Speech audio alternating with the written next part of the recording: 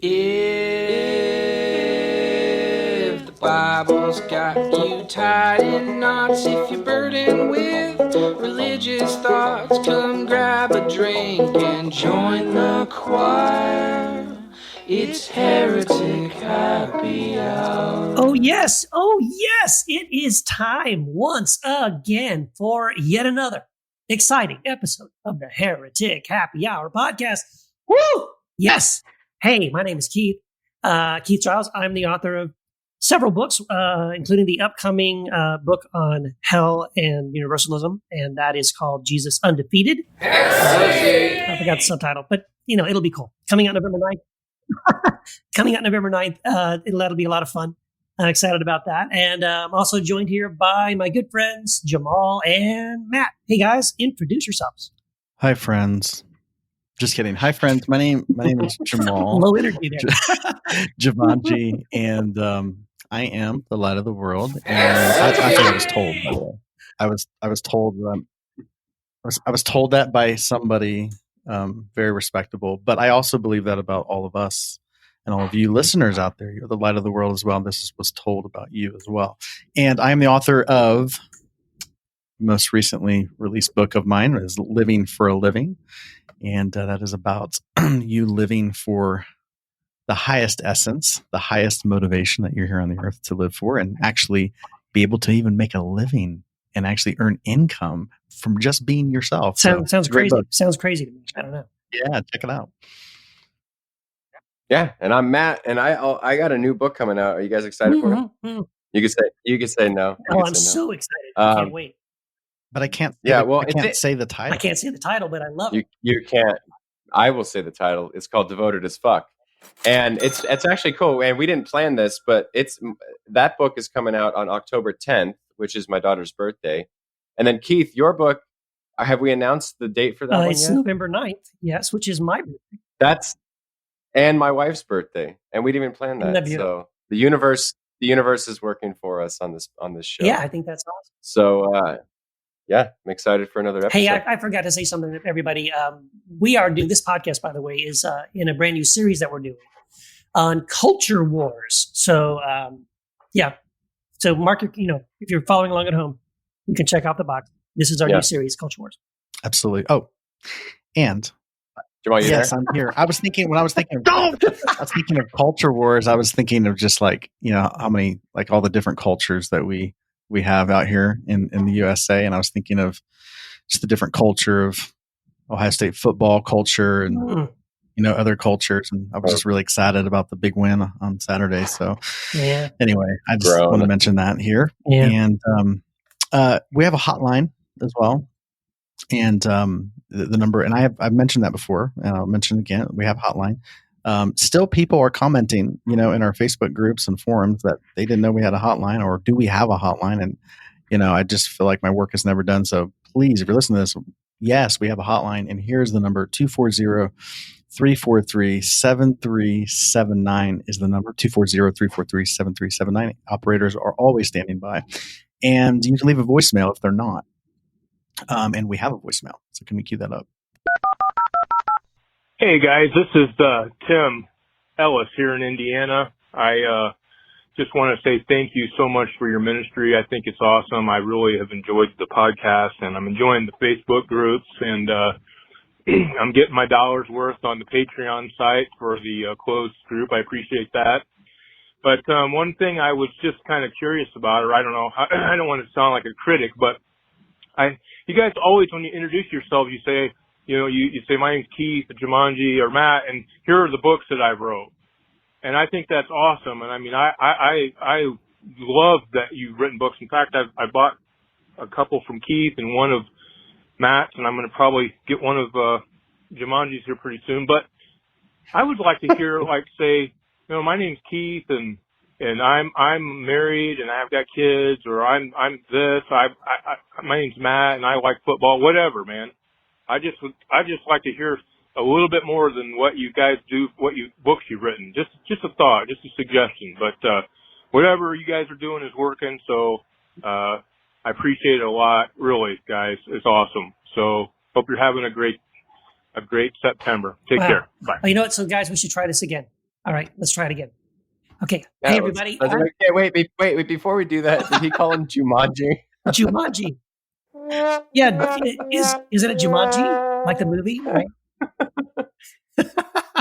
I don't know if anyone else caught that. I did. I think that is what he did. Yeah. So I think we should do this again, though. I think we should try this introduction thing again, and then try his suggestion. Right? Okay. So I got to think about what I'm going to say. Okay. Hey, everybody. Hi, I'm Keith Giles. I'm an old man. I drink a lot of coffee. I eat constantly, and I like science fiction. Jamal, you're next. We're going to go in order. So yeah. So say hi, hi, Jamal, and hey, Jumanji and Matt. Say hi. Hey, Jumanji. I think he checked out. I think he's watching the highlights of the Ohio State game. Jamal, so. you're on mute, man. Oh, so sorry. Yes. Okay. So my name is Jamal, and my last name is Javanji. Can I just say that if I had a nickel for every time I used to substitute teach back in the day, and the kids would always call me, "Is that like Jumanji?" And I'm like, it's Javanji, but it is like Jumanji. I've never seen that movie, by the way. But if I had a nickel for every time that I was called that, you'd be living for a living. I'd have $100. So, but anyway, let me just say this. By the way, I love the caller. I love what the caller was saying. I actually think there's something to that. It's interesting because I just, I have, I'm on social media, and so I do like little videos, and I just, share insights on Instagram or Facebook. And one of the things I actually shared just this morning was a video about who we're not. Like a lot of people will say, well, we're parents, or we're a spouse, we're a lover, we're a writer. I get that. I understand that. But I was overcome with this understanding. Something I do in a lot of my coaching work is one of the questions I like to ask people is like, who are you? And people think it's a trick question. It's like, no, actually it's not and there's no right answer to this. But the idea is we are so much more than anything we do. But a lot of us have just been programmed in this idea of like who we are is what we do, or we're trying to become something that it's not even conscious. It's like an unconscious thing. Like I'm kind of lacking, so I need to climb the ladder and become this thing. There's a lot of striving and energy that goes towards that. So I love the caller and what he was saying there, because we are more than the books we write, and we are more than the professions, the things we do, even those are all important. I feel like the books we write, the things we do, these flow from who we are. But the question is, who are we? And that's a great question. I would say I would answer the question by this: like I am, and I'm being. I'm existence itself, consciousness, and I'm also who I'm becoming in this life. I am becoming who I always have been and who I always will be. So I'm in practice becoming. So I would just answer it with just presence. With I am love, I'm presence, I am life, I'm the way. All of these things, like it's who we are. Even beyond my name, Jamal. It's like because my name was given to me at some point, but we transcend even our names, because our names have a finite beginning. Somebody called us that, but there's another name for us that goes way beyond just this temporal essence. So I know that's all metaphysical, but it's true. It's just it's who we are. So is that your intro, Jamal? Is that what your intro? I do like the Buckeyes. I do like the Buckeyes. I do love my wife, Taylor, the beautiful Taylor. I'm a dad. I have a daughter who I love. But I guess I'm just essence and life and love and the way. I mean, I agree with Jesus. I'm the way, the truth, and the life, as all of you are. As we are. Jesus, I mean, we're like him, as the Bible says, not to get all scriptural here, but the Bible says we're like him. So if he's the way, the truth, and life, well, how can we not be? Well, and that makes me Matt. I am, I like to drink whiskey. I like to go on hikes, and I like to work out a lot, and I smoke weed, and I like the Tottenham Hotspur Football Club, even though they suck. So that's what I am into. And I like pina coladas and getting lost in them. That's right. So there, I guess that would be a long intro, though. But seriously though, yeah, like Jamal was saying, that's an interesting. I guess we could be a little more personal. Probably. And maybe I don't know. I mean, but I guess in some ways, I just feel like maybe I'm wrong about this, but I just feel like that most people listen to the podcast kind of know all this stuff about us. They kind of picked up on this, like our personal life, our wives and our kids and where we live. And, yeah. So, I mean, but that's cool. I'm glad you want to know. Thank you. Yeah. That actually means a lot. So, thank you for that call. And Tim, I recognize you from Facebook and the group and all that stuff. So, and thank you, by the way, for your Patreon support. That's very cool. Totes. So that brings us, I think it's time to move on to our Heretic of the Week.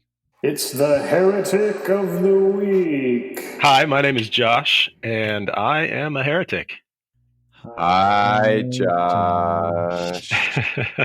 You guys are so cheesy. Yes, we definitely are. We are. We got the cheese factor going. Yes, I've been accused of having slightly more cheese, though. It's not a competition.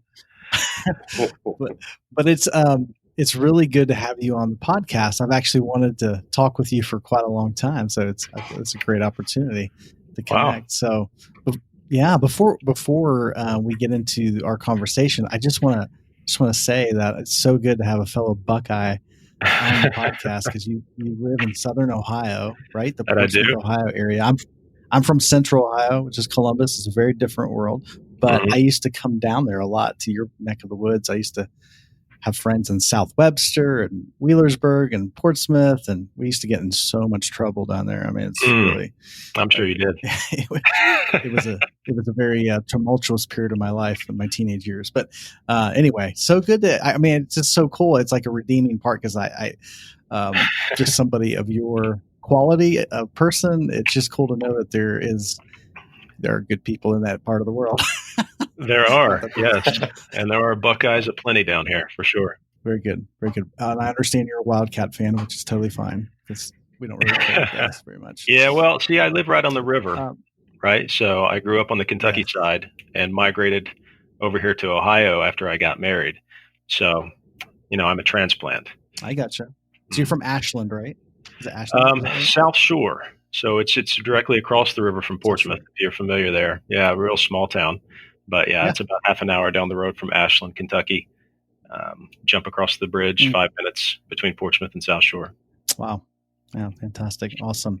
Well, tell us a little bit. One of the things we like to do is with our guests is just find out why people would consider them a heretic. So why would people consider you a heretic?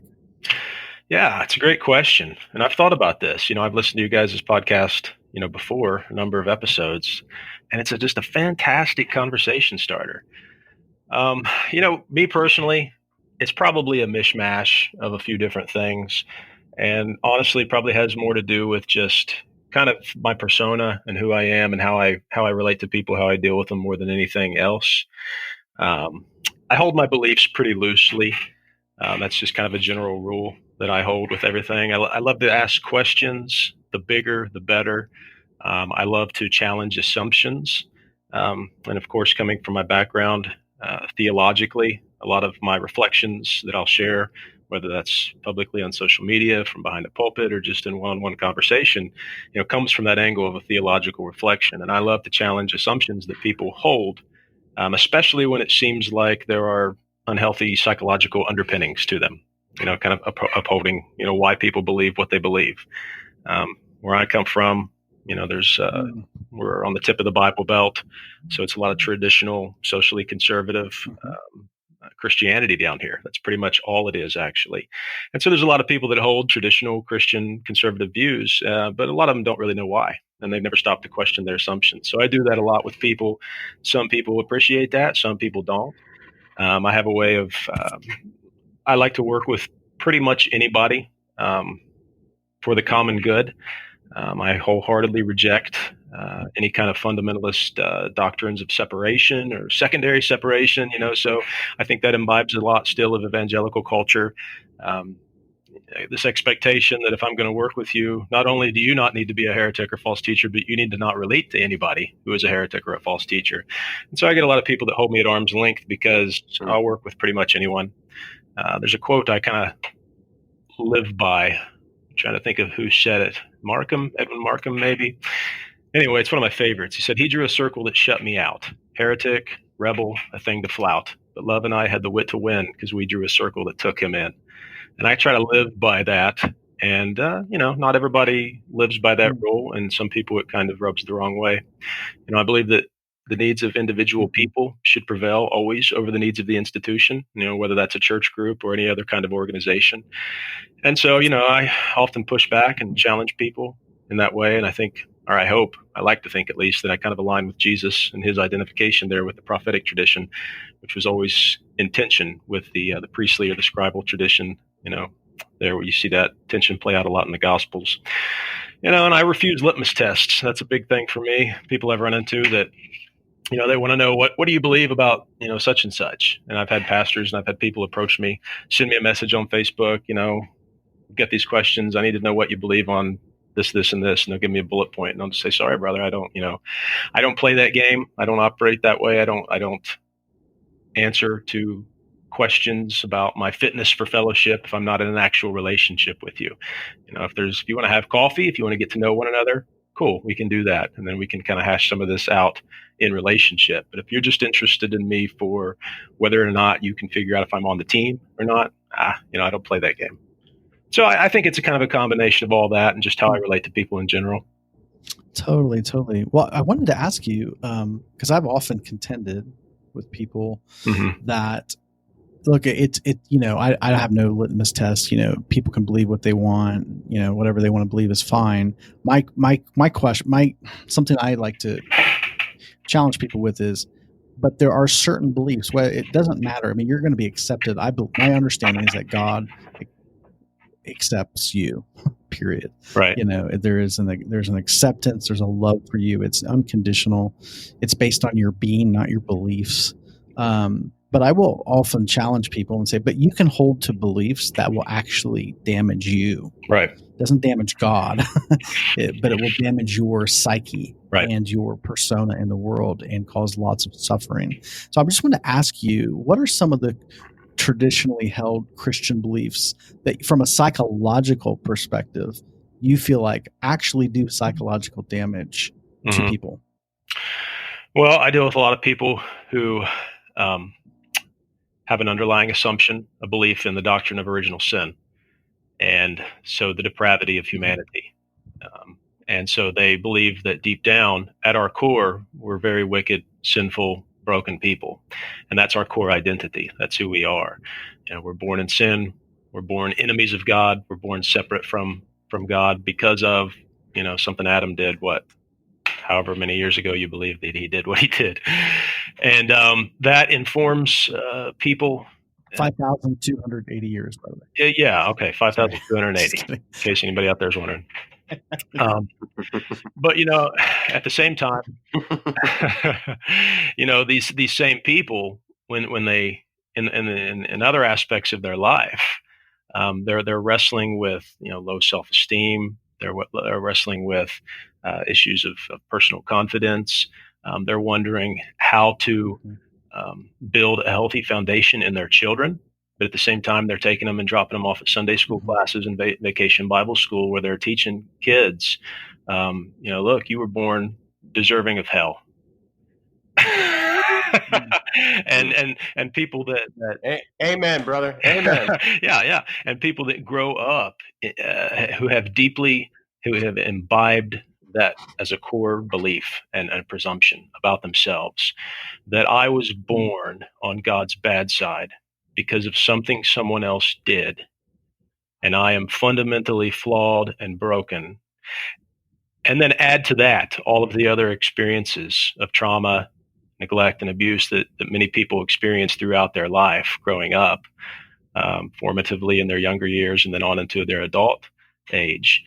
And, it leads to a very low sense of self and a very fundamentally unhealthy devaluing of oneself. And then they try to be Christians and they hear Jesus saying things like, deny yourself. And it fits perfectly with the unhealthy psychological predisposition that they've gained or that they've had built into them since they were children. And so you get people who are ready and willing to sacrifice their whole lives, their whole sense of self-value, their whole personal worth and wholeness, and put it all on the back burner. in the name of what? Serving Christ, following Jesus, being a Christian, loving other people. Self-denial. Yeah. So this is a big one that I deal with and I see and observe in a lot of people down here, at least. Wow, that's profound. I wish more people understood that. Especially folks who are deconstructing. I know a lot of folks, and again, everybody has to wrestle this out on their own, but they're like, yeah, I don't really go to traditional church anymore in the way we used to, but they'll take their kids and drop them off. And I'm like, that's interesting. I don't know how I mean, I do know what I would do. The idea is just like, I wonder if people realize like, this isn't just about, sometimes it's more than just theological differences. Like we just have a theological difference. It's actually like when you really, think about this idea that we are depraved, when you lose self, you literally become dead from the neck down. I mean, you lose your life, so to speak. It's and then that makes you a candidate for all kinds of abuse and mind control. And it's not only people holding certain beliefs with unhealthy psychological underpinnings themselves and the damage that it wreaks, rots in them personally, but people in positions of power who wield those doctrines to do damage to other people. That's like a whole another level to that. And I've had a lot of experience with people. I've experienced it myself. Who have sat under the authority of or the teaching of pastors and ministry leaders who wield some of these doctrines in these unhealthy ways to control people, to infantilize people, to bring them under their sway and under their power, keep them following them in the name of following Jesus, right? I had a really formative experience of this at a Bible college I was part of back in 2006, where I graduated from, where there was a lot of spiritual abuse and manipulation that took place, a really strong authoritarian culture of leadership there. And I've got fellow students, friends who are still not recovered from their experience there. And it's like that in a lot of places, right? Throughout the Christian world, throughout the evangelical world. Of course, that's my particular tradition. I hail mostly from evangelical churches, but it's rampant. It's everywhere, and there are not enough people talking about this. There are not enough people challenging assumptions and asking the deep questions that get to the heart of the matter. Okay, maybe it looks good on a felt board, or a Sunday school presentation, but what is this teaching, or the way that you present it to our children, for instance, since we've already mentioned that? What is this doing to them? What is this setting them up for in life? Are they going to have to recover from this 30 years down the road? Those are the kind of questions that I like to ask that sometimes people don't like to. It's really good questions. Yeah. And Josh, you mentioned you come from a more evangelical background, and it doesn't sound like you're quite there any longer. We're always curious to find out what were some of the highlights of your journey and how you've gotten to the place where, I mean, it's certainly not fundamentalist to say you hold your beliefs loosely. How have you gotten to a place where you do hold your beliefs loosely and ask these questions? Yeah, good question. For me personally, when I look at the Gospels, I see Jesus often taking his disciples to places like Samaria, where he met the woman at the well. I see him in encounters with people like the centurion who came to him, I think maybe in Luke's gospel, maybe one of the others as well. And using people who were outside of the Jewish fold as an example to highlight to his disciples, look what God is doing outside of the circle which you've circumscribed, in which you believe God is, if not only active, at least primarily active. Look at this centurion. I have not found this kind of faith in all of Israel. And I see he was constantly, it seemed like, leading his disciples to notice how God was moving, or was present, or was acting outside of their own tradition. And my life has been a lot of that.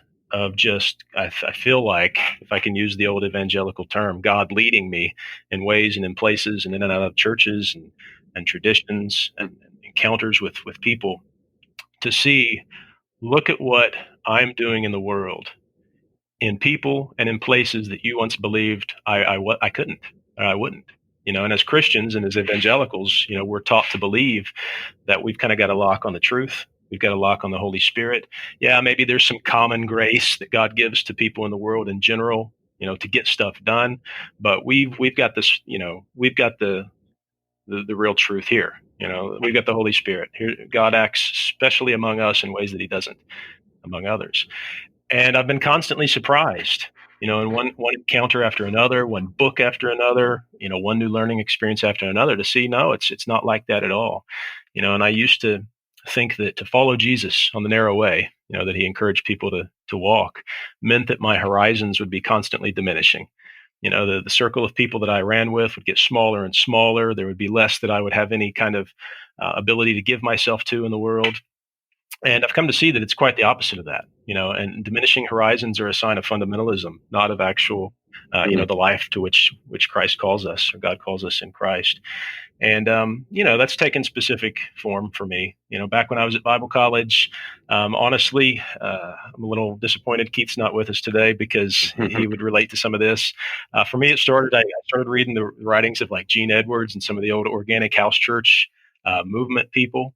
That is what originally kind of started to break me out of my evangelical box. I began to learn some of the history of dissenters, throughout church history, Christians and churches who weren't neatly Roman Catholic or Orthodox or Protestant. They kind of did their own thing outside of all those boxes. And then, of course, the experience I had of spiritual abuse, the authoritarianism at Bible college, seeing that effect on other people, seeing how people could just do and say the most awful things in God's name, in Christ's name, to control and to dominate other people, all kind of combined to have this effect on me. And then, of course, meeting new people. I do lots of reading. Last year was my banner year. I think I read 100 plus books last year, is my best so far. And so I'm constantly trying to expose myself to what's going on outside of my circle, and I see evidence of God everywhere. And that's just led me over the years to continue to ask questions, to continue to challenge, first of all, my own assumptions, my own underlying why questions. Well, why do I believe this? How is it serving me? How is it serving the people I'm in a relationship with in the way that I practice my faith? So it's been a lot of that, seeing God's activity in the other, whoever that other might be at a given point in time, and then just kind of following where the evidence leads me. Good stuff. So what we this episode, we're doing it on mental health, and from what I understand, you do a lot of work in that area. Can you kind of expand on that and tell people what kind of stuff you're doing and where people can get a hold of you, and if they're interested in your type of work? Sure. Yeah. So over the past couple of years, I've gotten really involved with the opioid crisis in my area. Right. Okay. Year and a half ago, I was delivering mail, and I felt this strong urge that I wanted to step out of that, quit my job, move towards a more meaningful vocation. And I did that, and I was able to spend some time in our 2018 midterm election here in the state of Ohio, working on an issue related to criminal justice reform and how that intersects with the opioid crisis, recovery work, access to drug treatment in my state. And that led me down further avenues of research and getting to know people who are wrestling with issues of drug addiction. And when you find, when you really get close to folks who wrestle with drug addiction, that there's often co-occurring disorders underlying a lot of that, drug use in particular. I'm a big fan of the work of Gabor Mate, who feels that pretty much all addiction is the outcome of unresolved trauma, unprocessed pain, basically, from our childhood, stuff that we've not been able to get over, and that we found a way to cope with it. And then in the case of those who abuse substances, they've just found an unhealthy way to cope with it. But that's true of all of us in various ways. And so we have to ask not why the addiction, because that's not their problem in most cases, but why the pain. And we got to, again, look beneath the surface and ask and try to notice and see what's going on in a person's life that is so painful to them and so traumatizing to them that they can't stand to be present in their life. And this is reaching epic proportions across our country. They're saying now 1 out of 3, maybe some researchers say 1 out of 2 people in America have been touched in some way by the opioid crisis. And interwoven in all of this is a lot of mental health issues and a lot of questions concerning care access to treatment, stigma, why people who live with these co-occurring disorders live with the shame, don't seek help, can't get access to help. Of course, this intersects with the Christian world and the church, because mental health, professional services, therapy has long been stigmatized, among evangelical churches, and that's also a hangover from the fundamentalist movement as well. And so there's a lot of folks suffering. They're suffering under abuse. They're suffering with addiction issues. They're suffering with mental health challenges, and they're not getting the help they need. So, I've had one door after another open since I kind of broke into that work. And right now I'm pastoring United Church of Christ in my town. And we're really trying to align the church's mission with the recovery community in our county.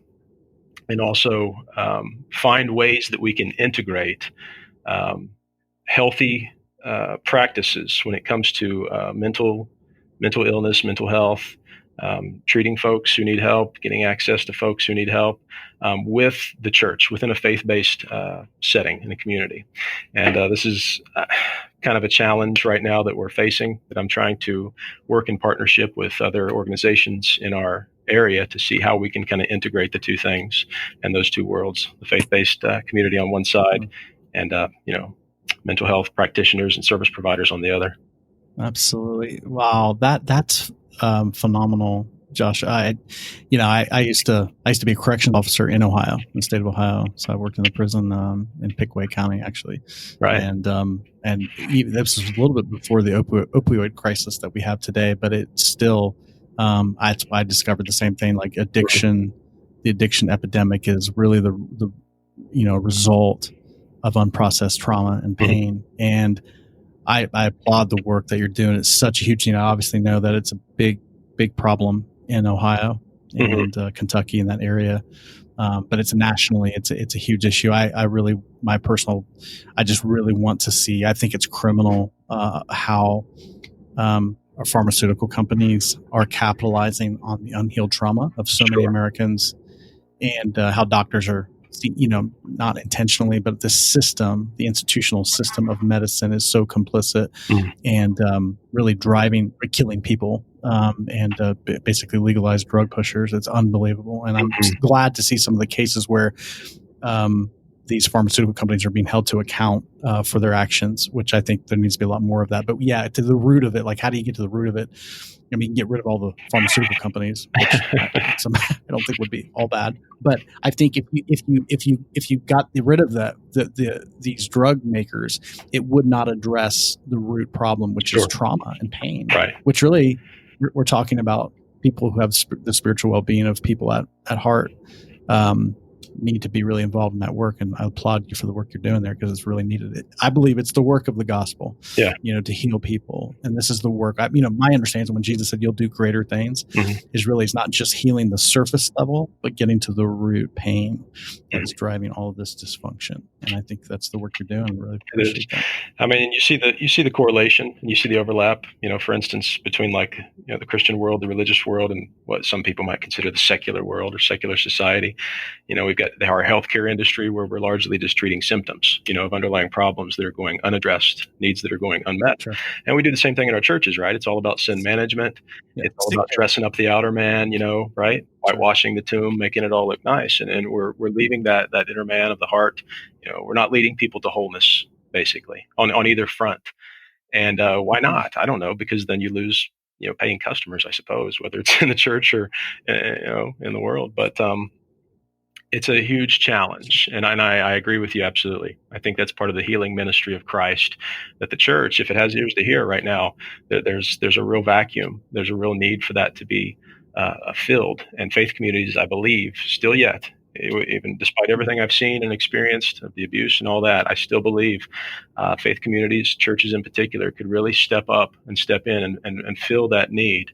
And in effect, be that expression of Jesus Christ and his healing ministry to the world. At least that's what I'm hoping. We'll see, I suppose.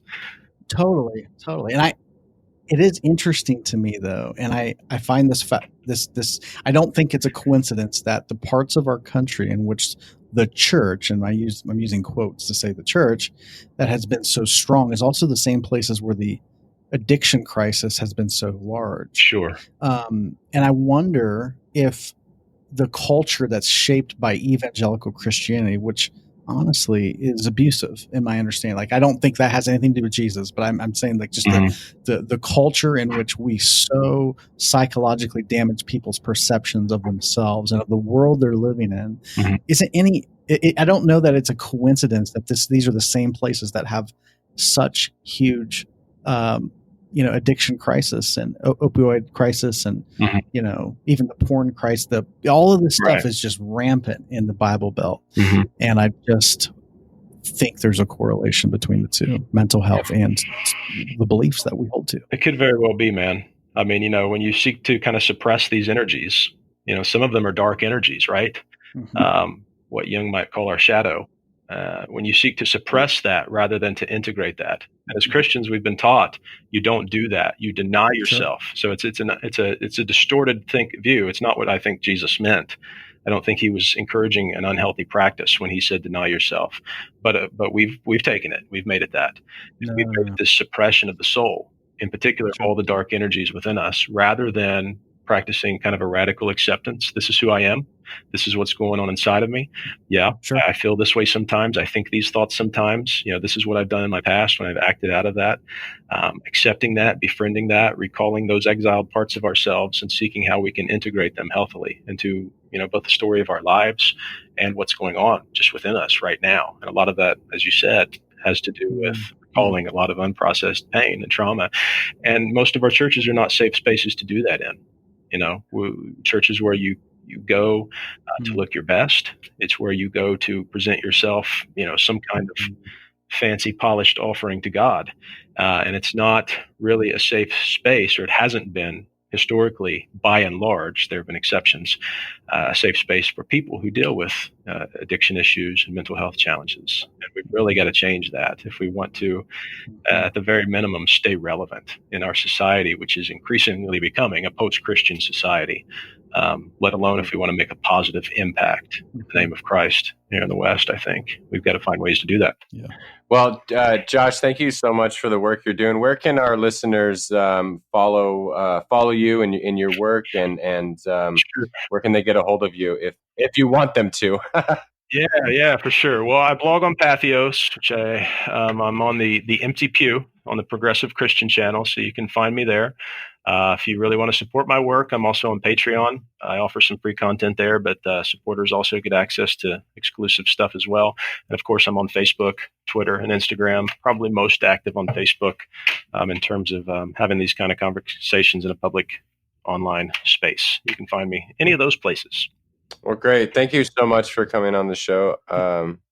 Really, really appreciate it. I thought this was a great conversation.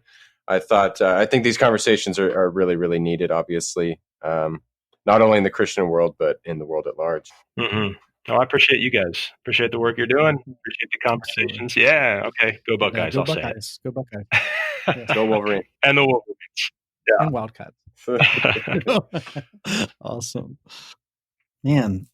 Awesome. Yes. Thank you, Joshua, for coming on the Heretic Happy Hour podcast. So cool. That was really, really a great interview. Yeah, Josh is a great guy. I did an event with him a couple years ago in Cincinnati area, and it was great to meet him in person, because I've known him for a long time, kind of on the internet, and meeting him in person and hanging out with him and everything. Yeah, he's the real deal, man. He's a super cool guy. You know what I realized? It's been a few years, but I've realized this, and I sometimes get reminded of this from time to time again, is that people on the internet are actually people. They're real people. And so when you meet, you can meet them, and they're like, "Hey, I just saw you digitally. I've seen your profile or your name pop up here and there." When you meet them, you're like, "Oh, you're just like me." Sometimes good to remember that, Just for me, I just like, "Oh yeah, these are all real, living, breathing people." Yeah. Which does make it cool to meet people online than meet them in face to face. It becomes much more real, much more experiential. You realize how much. I've realized, wow, I guess my mind is always trying to like put people in categories and boxes, because when you meet them, you're going, oh, wait a minute. You're not like what I thought, or you are like, you know what I mean? It's always kind of like, it's crazy how the mind works, Yeah, it's true. And there's always a dimension to that person that never comes across on the digital side of it. Like when I do finally meet these people in person, Like this just happened a few months ago. I was in Georgia, and like, golly, it was like a reunion of Facebook. There's so many people I met for the first time in person. And I think with almost every case, I mean, part of it was like, yeah, okay, that's kind of the way they are on online. But there was, for all of them, the more you talk with them, there was this beautiful dimensions of like layers of like their story and their personality that just doesn't come across. And it was really, really cool. It's like, it really does add so much to actually be able to meet someone in the real world and talk with them and stuff. So it's fun. It is fun. But yeah, like you mentioned at the start, it might not, we might not have a great segue, but you mentioned that we are in our culture. I mean, it probably relates. Social media does impact the mental health, does it not? So, and that's what we're going to be talking about. So yeah, it kind of fits, I think. So yeah, let's, I don't know. We're not going to solve all the world's problems, but let's have a chat about mental health. Well, speaking of, totally. Speaking of like real people, something I've paid attention to, and I think this is a timely episode. There's just been some high profile folks that, pastors. I've heard it recently about a pastor in this area who had recently committed suicide. Mm-hmm. And, sometimes, we see people through, and I even to take it back to our caller from this, earlier when we were talking about like, who are we, and sometimes we see people through, or even people see themselves through the label, like a pastor or a leader, all these things. And we forget that, these are real people. And it's shocking sometimes when we hear about folks who may be in positions of spiritual authority, in the evangelical world, the pastors, the system just naturally promotes people to this pedestal, and we kind of lose sight of the fact that that we're all people that are affected by things, and people struggle. And so anyway, it was shocking. I mean, it was even on CNN. People kill themselves every day. It's a tragedy. Suicide. I mean, we lose so many people to suicide every day, but you don't really hear about it. But the reason this was on CNN, because it was a pastor, because we see people through these labels, we forget. So it's just good to come back and realize that, gosh, we are all people at the end of the day, and to see people from beyond their professions or what they do, and just really begin to appreciate the essence of a person. So it's huge, especially in the topic of mental health. Yeah. Well, I think here's the thing that I think is part of it. I think it's part of this whole thing. I think we're fascinated, or, when someone like this, like, oh, he's a pastor, but he killed himself. And you see a picture of him, and he's got this beautiful wife and these amazing, beautiful kids. And, this guy he wrote books, and he was on a platform, a big stage. He was someone people looked up to, and yet he killed himself, And so I think sometimes what that is for us, like we're strangely fascinated by those kinds of situations. Like if a movie star, an actor kills himself, someone like Robin Williams or Philip Seymour Hoffman or someone like this, right? It's sort of like, well, we think, but wait a minute, they were successful and they were famous and they did all these things. And so I think we have this wrong idea that, and I think this plays into our own depression, our own mental health. We say, well, okay, if I could just get that promotion, or if I could just marry someone like that, or if I could just get a house like that, or a car like that, or if I could publish a book, or if I could, whatever, like that's going to change me. That's going to, suddenly my life will not be, shitty anymore. It'll be great. And then but the reality is thank you. The reality is you get that job, or you meet that person and get married, and you achieve these things that you think, well, if I could just do that thing, if I could just experience this, then my life will be better. And then you do experience it, and you find out you're the same person and you haven't changed, right? I mean, that happened to me when I got licensed and ordained as a pastor. I just thought, well, when I get licensed and ordained as a pastor, wow, I'm a pastor now. My life's going to be different. And then I just realized, no, I'm the same person. And then I got married. And I thought, well, that's going to radically change my life. I'm going to be a completely different person. And I got married, and I mean, it was great, but it didn't change me. I realized fundamentally I'm the same person. And I kept doing this in my life. I was in a band, and I'm like, well, let me record our first album. And that album comes out, man, that's going to change everything. And it didn't. I was still the same person. And so, I kind of go through several of these things in my life, and I just recognize that, yeah, these external things that we experience don't change who we are. And it doesn't make us happy. It doesn't fulfill us. It doesn't transform the inner person, right? Just because there's an outward experience. And so I think that's part of our downfall, is that we have set up this expectation that if I can do this or be this or accomplish this, I will be happy, or I won't be depressed, or I won't have this anxiety or whatever. But that isn't true. And then once you achieve that and it doesn't change you, then it's like, well, now what? You don't even, now what is the solution if that wasn't the solution? Well, and a lot of that stuff, and I'm sure it transcends our culture, but a lot of times, I mean, that just seems like one of those times where we're putting on a Band-Aid. We're not getting to the root cause of something. And for mental health, I mean, I've had mental health issues for as long as I can remember, depression and anxiety. And I think just thinking that if we get this, if we do that, then we're going to, that's just a Band-Aid. That's just treating the symptoms. It's not treating like the underlying, some of it's disease. Some people do have clinical depression. Some people, it is a biological issue. And then some people, I mean, it's probably not. But it takes a lot of work to get to those issues so that you can really heal and really, and that doesn't mean you're going to be cured. I mean, it's just, I think sometimes acknowledging, labeling it for or pointing at what it is. Like, I have depression, I have anxiety, and that's a thing, and that's okay. And it might not always go away, but here's how. Once you recognize it, then you can find ways to manage it and still, still be able to function in life. Yeah, that's a great point, Matt. I think it's important to recognize that there are multiple causes for people having depression or anxiety or mental illness. So it's important to say it's not one thing, because that's, I think, part of the problem too, is people say, oh, it's a chemical imbalance. Well, maybe for you it is a chemical imbalance, but maybe for someone else, it's this horrible childhood trauma they went through that they need to go and get some therapy and deal with that and work that out and figure out how to process that. And some people, it may be a combination of those things. Like maybe they went through a trauma and they have a chemical imbalance. And so you have to first figure out what is the root cause of it. And I love that you said that. We can't Band-Aid this thing. We need to figure out first what is the cause.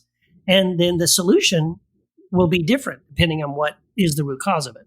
Yeah, which I think I never would want to swing things too far one way or the other and say, oh, we just need to throw drugs at it, or, oh, no, all drugs are bad. So we never want the pendulum to swing too much, like it's not pharmaceuticals versus a more holistic or type of approach, right? It could be both and or either or depending on the situation. Yeah, and it's going specifically to the young man who was a pastor who committed suicide that Jamal mentioned at the beginning. I mean, I have a friend. I mean, this is a person I know in the real world. And they were posting the day after the news hit and kind of beating the guy up, like, what a coward, and how did he take why did he do this, and basically blaming this guy that basically he just didn't try hard enough, or that he wasn't a strong enough Christian, that he, you know what I mean? I'm like, gosh, man, that stuff makes me so angry, because it's people that commit suicide, people that, here's the thing, they are fighting every way they know how. And I'm sure this guy, I think his name was Justin, right? He fought as hard as he knew how with everything he could for a long, long time. I mean, this guy struggled with anxiety and depression and mental illness and suicidal thoughts and addiction for many, many years. And in fact, had done all he could to help other people struggling with similar things. I mean, he did a lot of work trying to help other people who were in a similar situation, which I think is beautiful. And he did everything he could, and it worked until it didn't. And then, sometimes you just reach this place where it's so dark and it's nothing, that you have no way out in your mind in that moment. And even if what this guy knew, he knew all the ways to cope with this. He knew he had told other people, like, hey, when you get in this situation, here's what you should do. But when he got to that place, none of those things worked for him. And again, it's not something where it's not as easy. It's easy. I mean, I guess if we can't armchair quarterback something like this, right? We can't say, well, if I was in that situation, I wouldn't have done that. You have no idea, because you're not in that situation. You have no idea how dark it is, how hopeless it feels, how in that moment, it's not a rational decision. And you don't back up and you don't rationalize your way out of this. Because you're not there rationally. The rationality is not what brought you there.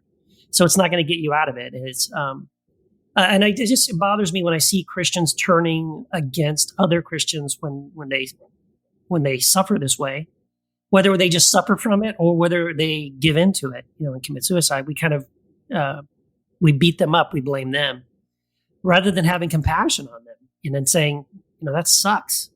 That's a horrible thing, and it's reality. And I think it's part of it is this idea that, well, if you just have more Jesus, if you were just a better Christian, you wouldn't be depressed because you would be filled with so much, joy and life and happiness. And for some people that's true, but for other people it isn't. And that's just reality. Yeah. I'm going to take a little different approach to this issue. I agree with a lot of what you guys are saying. I look at this issue with depression, mental illness. Well, first of all, a couple things I will say. I do hope our society can grow in this area, specifically when it comes to even just thinking about the balance, where there's not one particular, okay, so do we treat it with pharmaceuticals or we treat it with, it's heavily skewed. It's been heavily skewed towards pharmaceuticals for years, just like our normal, like when you go to a doctor, the first thing they do, they pull out, you don't have to be there very long before they're pulling out the prescription pad and writing you a prescription. And there's a reason for that.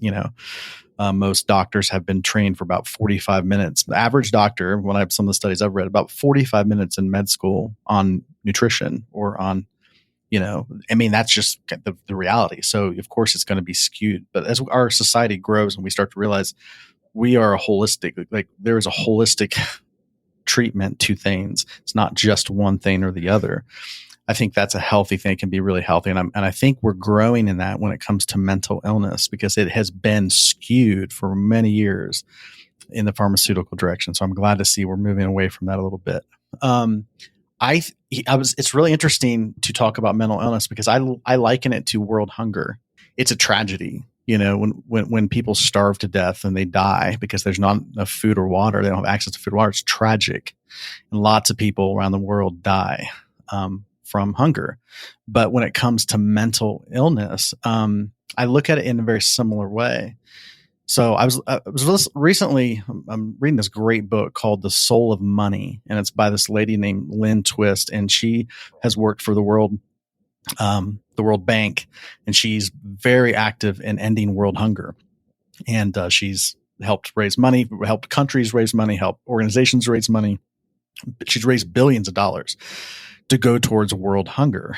And in the book, one of the things that she said that was a turning point is she said that there have been movements all over the world in which there was mass starvation in the 80s in Ethiopia and Somalia in the 90s. And this has been going on as long as human history has been recorded, that people just starved to death. There's just mass. And so there's been these movements where people will jump in, countries will jump in. There was a lot of aid given to the folks in Ethiopia or in Somalia and different places in modern times. And it temporarily relieves the suffering, but it doesn't even make a dent in the poverty of these folks and the suffering and the perpetual hunger of these folks. Because today their hunger is massive in these places of the world. Just like it may not be an outright crisis where we're seeing it like we did in the 80s, but it's still just as prevalent.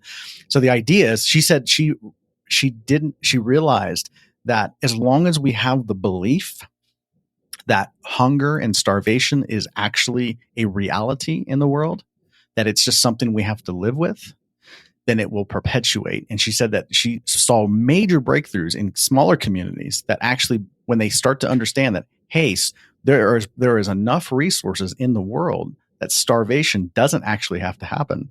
And when people stopped believing that this was just a thing we got to live with, then that's when changes people started to be empowered.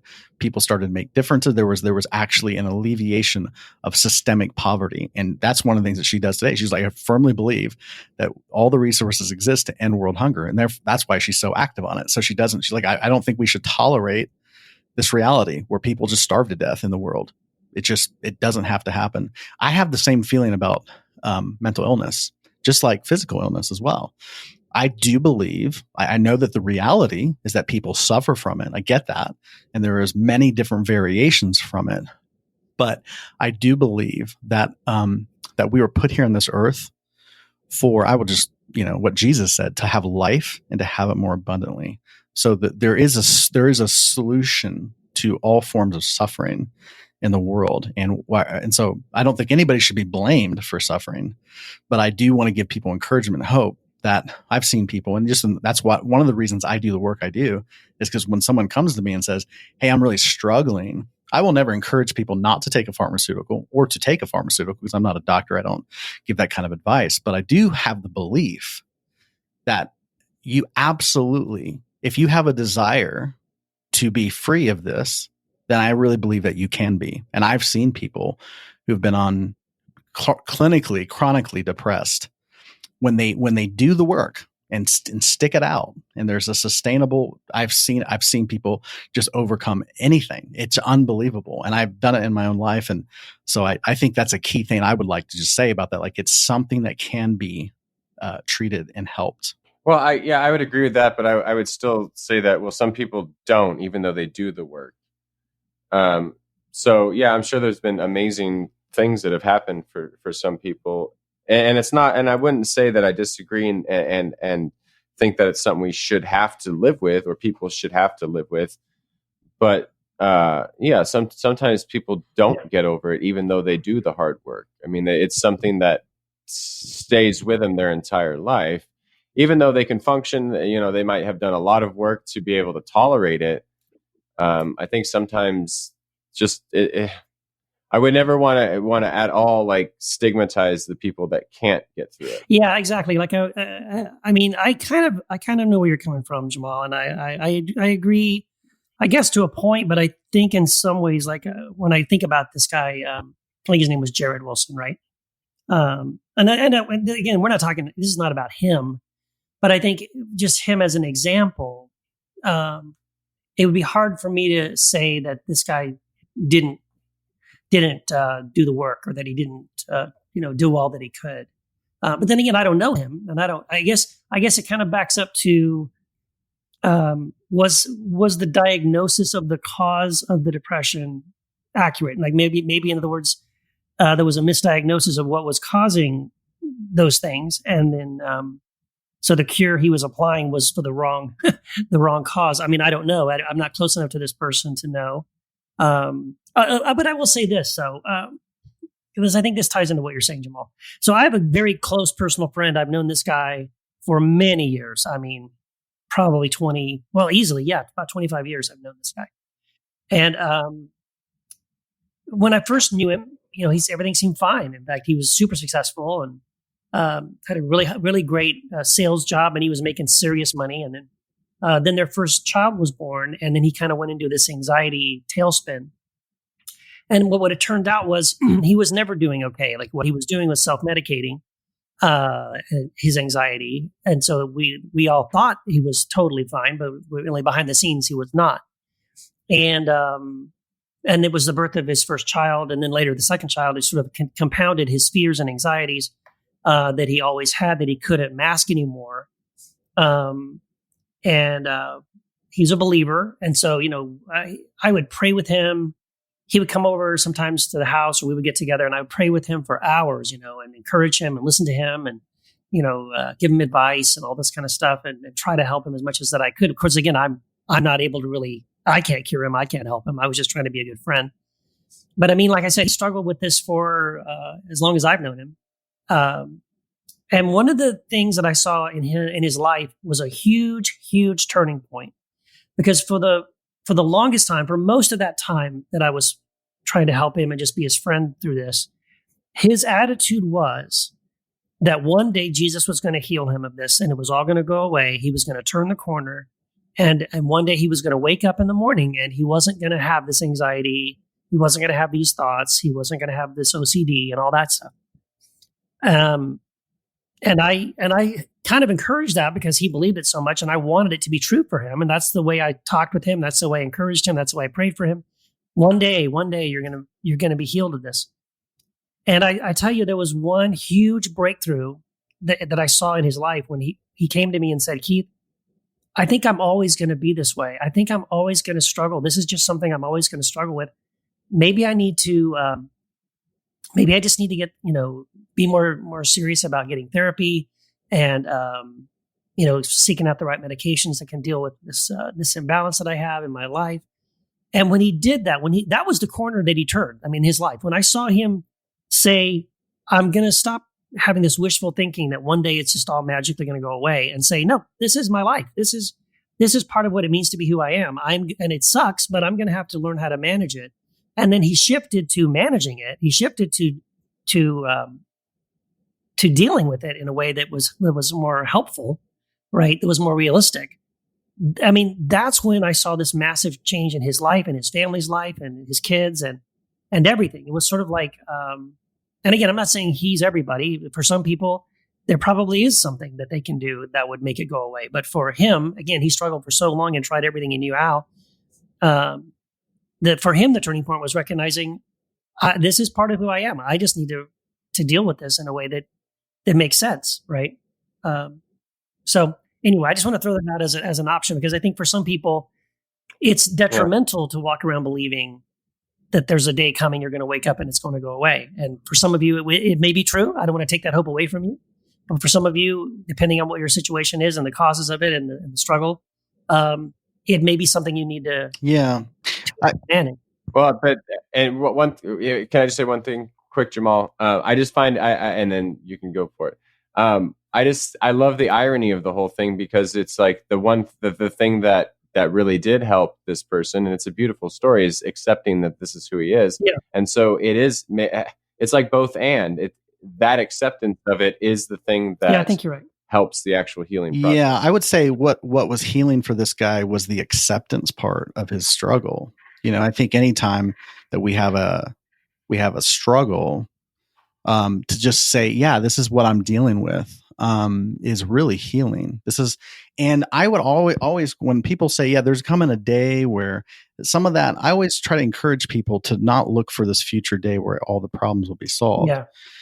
But because that cannot be helpful, then you can get discouraged, because then you're like, when's that day coming? But I always tell people, I ask them, do you want to be free of this? And if the answer is yes, see, I believe that you don't have a desire that there's no fulfillment for. That's ultimate torture. So I encourage people, if somebody says, because some people are like, no, I think I'm okay just managing it. If someone's okay managing it, then just manage it. But if you're not okay managing it, I actually believe that there's a solution for you. And I will encourage people. I'm not afraid of that. That's a bold promise. I will tell people, you can be free of this if you want to be. And yeah, I've just seen it. I've seen it too many times. When the desire is there, then the solution to that desire is there. And it takes a lot of work to change. I mean, there's so many studies done. There were people who were clinically depressed. And when you're clinically depressed, you have serotonin levels are below a certain level, the chemical in the brain that maintains function. When it goes below a certain level, you're clinically depressed. And a lot of those folks have been on, usually a psychiatrist will prescribe some form of a serotonin inhibitor to get the chemical level up to a certain level. And then you can function. But life still, it's a struggle, because it's, you're battling your body. There's something going on in your body in which the serotonin level is not maintaining a proper level. So in order to get that level back up, you have to keep prescribing the medication to keep boosting it. But they've done these studies when they've actually designed thought patterns. They've actually analyzed thought patterns of people who struggle with clinical depression. And it turns out that there's 3 constant themes in people who struggle with clinical depression. And one of those is a lot of the mental focus is on circumstances or situation that they have no control over. The second one is there's a lot of focus on things they feel like they don't have. So there's a real sense of lack, whether it be financial lack, whether it be anything. There's just a lot of focus on, I feel like I need this, but I don't have this. Or there's a dwelling on the past, where there's trauma, unhealed trauma, unprocessed trauma, or the future, in which, there's anxiety about the past repeating itself. So when these are 3 thought patterns of people who struggle with clinical depression. So when people have been successfully able to change through different, techniques, change their thinking patterns from things that they don't control to only the things they have direct control over, to instead of thinking about things they don't have, to the beginning to appreciate from a place of gratitude things they do have, and to begin to process past pain and get present, to get really present. Once as they are processing past pain, they're actually able to get more present. When people do that, when they change their thinking in these three areas, their serotonin levels start to come back up. And many of these folks have been able to come off the medication. So I tell people that, like, there's no shame in that. Again, it's not about needing more Jesus, not having enough faith. It's none of that. People have enough faith. It's already in you. But I do believe very strongly that there is hope and solutions, real practical solutions, so that you don't just have to manage a life of constant mental illness and depression. I just think that there's a better life out there for us. And that's why I do the work I do, because I'm very passionate about that. And I mean, it's been shown that the way our thought patterns fundamentally change our universe and our experience. I mean, so that transcends anyone with mental health or not. Like, I think we can, if we're always pining about the past or worried about the future, it is fundamentally going to change how we experience things. I think it's always important to remember. Yeah, I would just say, Jamal, I think this is a situation where you and I are going to disagree on that, because absolutely. Yeah, I think because like for me, again, with my friend, I've never met anyone in my life who wanted to be cured more than he did. I mean, I watched this grown man weep and sob, and he considered suicide and considered, drastic measures. And he wanted so badly, and would have done anything and tried everything that he knew to try. And so, I agree with you on one level that, I think depending on maybe the root cause of the particular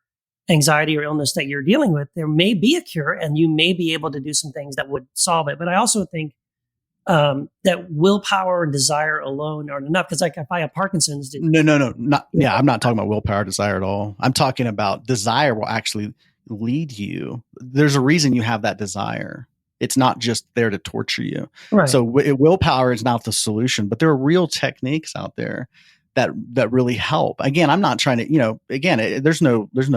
it just, people say they tried everything. Well, I mean, everything that they know. For sure. And there's no shame in that. But if your friend, I don't know who your friend is, but I'd love to talk to him. Yeah. But I guess my point is that I would agree with you. Yes, that solutions can be found for which there are solutions, for problems for which there are solutions. But for example, if I have Parkinson's or I have MS or I have bone cancer, I mean, maybe there's a way to overcome those things, but maybe your desire to not have that problem isn't enough. In other words, like that's a desire that will not be fulfilled, unfortunately.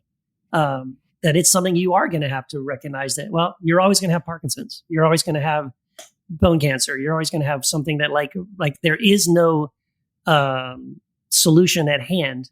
And so in that situation, then the best thing you can do is learn how to say, well, then how can I live the best life I can live? With this, right?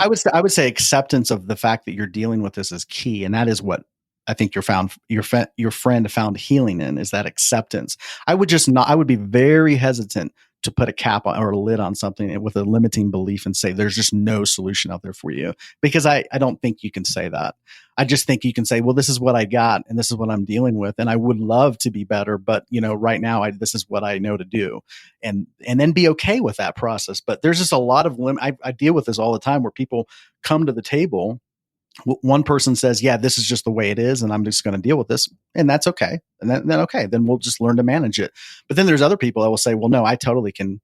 I know there's a solution out there, and I will encourage them in that. Okay, absolutely. Yeah. Let's be encouraged in that. But there's and I was just going to say, but there's also a level of suffering that comes from struggling and fighting for something for 20 years. And never, ever, ever achieving the goal. Like, in some ways, the healing is to say, stop beating your head against that wall. Like it's, so in other words, you know what I'm saying? Like to say, oh yeah, I believe that there's some way to change this, and I'm going to fight and work and do. And my friend, I saw him do this, with no change, no result, nothing was changing this. And so for him, the healing part of his healing was to say, you know what? Instead of always fighting and striving and yearning for something that I believed was there, that was possible, to say, you know what, that's part of my anxiety and insanity, is like, I've got to let go of this fantasy that it's just going to one day disappear. For him to say, okay, I'm just going to let go, stop running in circles here. Whenever somebody says that, one day and it's out there, I always caution that, because there's a looking to the future. And I try to caution that. And it's the same thing, again, to bring it back to the world hunger, because there's a very direct correlation here, is that when we look at suffering in the world, like world hunger, one of the things that gets people to just give up on it is the belief that there's no solution to it. Now, will you struggle with world hunger for 20 years? Yeah. This problem has been going on a long time, and there are real shortages to food, people's access to food and water. It's a very real issue that affects millions and millions of people every day. But the people who are really at the forefront of solving this problem are folks, and I've been struck with this, who actually believe that it's a needless problem, that we should not, that people, human beings in the 21st century should not die of a lack of access to water or food. I would agree with that. Well, I agree with that in everything. It doesn't mean you're not going to struggle with it, or that's not going to be an issue to work through. But part of the I think solution comes at the consciousness level. We tolerate far too much in this world. We actually think that this is, and Christians are the worst at it. This is a fallen world. It's just the way it is. It's just reality. It's just what we got to deal with. And I think people do that to make themselves feel better. But at the end of the day, it's like, because that's why nothing has to change. We just we manage a broken world. We tolerate it. And I have the same philosophy when it comes to mental health, is that there is a solution for it. And it doesn't mean you don't accept where you are, and accept the fact that, I'm dealing with depression. It's a real thing. It really affects lots of people. I just approach it from that perspective. Yeah, which I think is all great. But what we must remember is if we make an analogy to like medical health, and we have these diseases like Keith mentioned, MS or Parkinson's, and we treat mental health more like that instead of stigmatizing it, then we must remember that, we don't want to cap anything, but we're in our time and place. Like, we've been studying mental health not very long. We've had modern medicine not very long. And so, there eventually there could be a cure to cancer, or there could be. And then I'm not saying there's no reason we can't find one, but we seem more than capable to be able to figure these things out. Nanotechnology, the future of medicine, we have no idea where it's going to go, but we're still here in our time and place. And we might have some great cure that we can figure out in 100 years for clinical depression. That's just like 100%. All peer reviewed, all studied, but we're not there in that time and place. I totally agree. And I think one of the things, especially even when it comes to medicine, health, physical health, one of the things that, and we could probably do a whole show on this, that, we're spending billions and billions of dollars looking for the cures to cancer and some of these diseases, but there are lots of people that claim to have the cure for cancer and have cured it for a long time. And I know somebody personally that was told by, some of the best doctors in this country that there was no cure for her cancer, and she had to travel out of the country to get alternative treatment, and cured it fairly short order. And of course, we hear about this stuff all the time, but it's kind of poo-pooed, or that's not normative, or that's an extraordinary case, or these things aren't actually being talked about, because again, there's a real strong, I don't think it's all about money, and of course, that's an element to these things, but there's just a real strong belief out there that this is just, that there are no solutions to these problems. And part of it is like, in some of these things are even ancient, so many, we could spend so much time on here talking about incurable diseases. People struggle with chronic illness for 20, 30, 40 years and go to an Ayurvedic practitioner and are better in 3 months. And this is not a one-off thing. I mean, there's lots of people where this happens. But again, you got to start, I think you have to start opening your mind to these possibilities if we're going to see change in the world. And at the same time, and we've already kind of touched on this, but I just want to make sure we don't end this podcast without stressing the idea that if you are someone, you're a Christian, you struggle with depression, OCD, anxiety, suicidal thoughts, these kinds of things. It's not that you're not Christian enough It's not that you don't pray enough. It's not that you don't have enough faith. I wouldn't want anyone to feel, because to me, what I see too much of that. I see too many Christians sort of putting the blame on the person and like saying, well, it's because you're not, you should be, you should be praying more. You should be having more faith and believing. And again, I'm not saying that those things don't play into your ultimate healing, but at the same time, if you're doing all that you can, and struggling with this thing, I don't want anyone to get the idea that, well, this is just your problem and you're not. Look, the rest of us are fine, right? Look at us. We're doing great. And hurry up, catch up. Stop doing that. I would also say, I would also just to piggyback on what you're saying, Keith, I would, if you're a Christian and you're struggling with any kind of mental health and you know it, issue, and I don't say this lightly, but I would really encourage you to explore leaving your faith community, because the one of the worst places for folks who struggle with mental illness is the church as we know it. Typically, because there is a direct correlation to beliefs that you're being taught about who you are and who God is. And in the typical, I know this is controversial, people will like react to this. If you're taught that you have a sinful nature, if you're taught that God is angry, if you're taught that you need more faith because you lack faith, these are all toxic environments for you to be in. And I would encourage you. I stayed in a faith community way too long. My spirit was urging me to leave. It was a toxic place and I didn't do it. And I really, really suffered greatly for it. And I would just encourage people, don't be afraid to just say, for my own self-care and self-love, I can't be in a community where these things are affecting you at a subconscious level. They're deeply disturbing beliefs that Christianity teaches about God and ourselves. So I would encourage you to take your mental health seriously by not subjecting yourself to those kind of abusive things if you feel like you can't handle it. If you're in a faith community that is toxic and that is giving you those messages, then yeah, absolutely. But at the same time, you may be in a faith community that is really loving and very supportive and isn't. In fact, if you are someone who's struggling with mental illness and these kind of things and depression, and you're in a faith community that is encouraging and is really like a family to you, well, then you probably shouldn't leave it, because it's one of the few things keeping you afloat at the moment, right? So, I've definitely seen a lot of toxic faith communities that I would absolutely encourage people to run as fast as you can from those kind of controlling, fear-based, condemning communities. That absolutely get out of there as fast as you can. But if you're in a faith community, I know there's faith communities in general are not the problem. Toxic faith communities are the problem. If you're in a faith community that basically Christianity.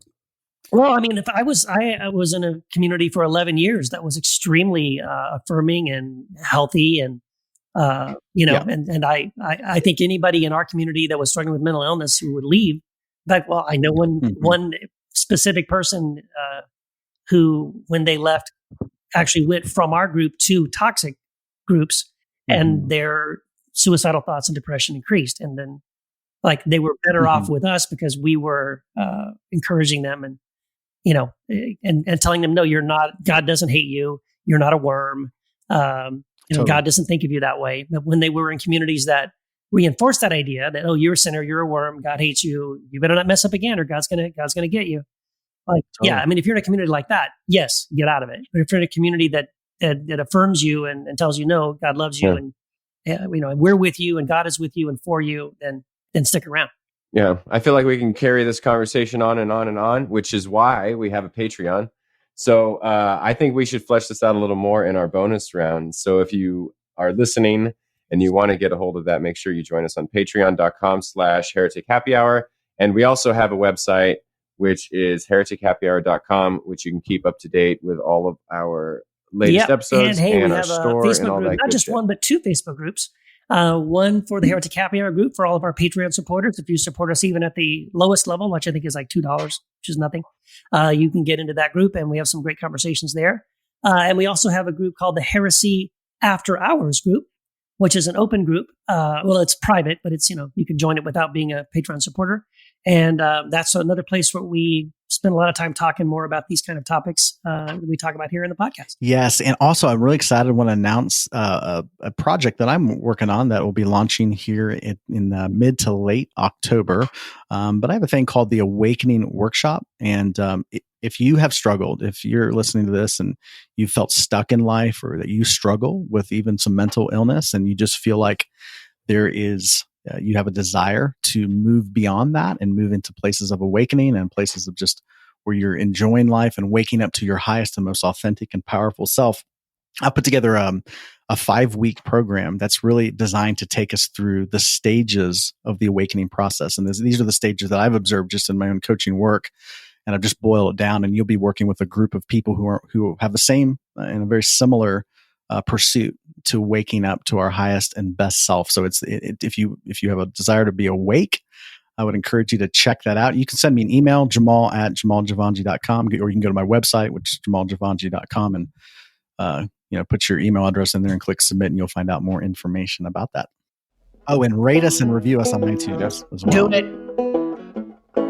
Do it. Yes, Do it. please do that. Do it.